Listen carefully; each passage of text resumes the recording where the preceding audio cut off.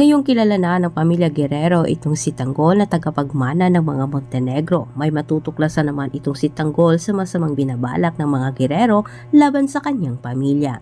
At samantala, hindi naman sang-ayon itong si Tanggol sa naging desisyon ni Ramon at Julio na muli silang makipagtulungan sa mga Guerrero para ang dalawa ay makabalik umano sa pwesto at mahawakan din ang Maynila para kuno sa proteksyon nila. Pero paliwanag naman ni Tanggol, iba ang kanyang nararamdaman sa pamilya Guerrero, lalo na umano kung pinabayaan lamang umano itong si Ramon ni Roberto sa napakahabang panahon at wala itong ginawa para siya makalaya.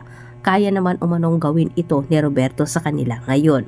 Sa kabilang banda, pinatugis na ni Roberto itong si Rigor dahil ito ang utos ni Ramon, pero siya ay may masamang motibo kaya gusto niyang makilala itong si Rigor. Dahil sa inggit ni Roberto sa mga Montenegro, naisipan din niyang alamin kung ano ang ugat sa galit ni Ramon at Rigor. Sukdulan naman ang galit ni Rigor sa kabilang banda dito kay Marites. Maraming nakuhang impormasyon itong si Roberto mula kay Hippie patungkol kay Rigor. Nagtugma ang kanilang interes ni Rigor na pabagsakin ang mga Montenegro.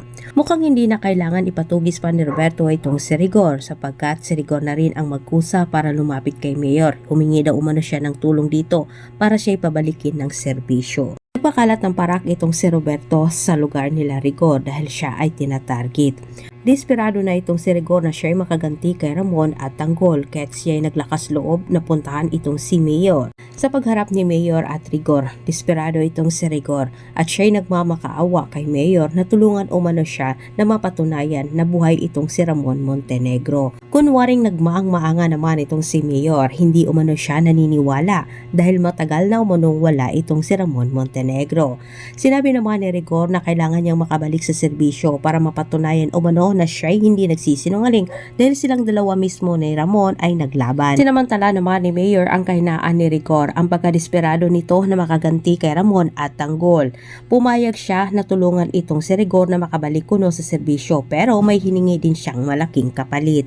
Mabigat na misyon ang inatas ni Roberto dito kay Rigor para mabalik ito sa serbisyo. Ang hanapin umano ang dalawang diamante. Bawiin mula kala Tanggol.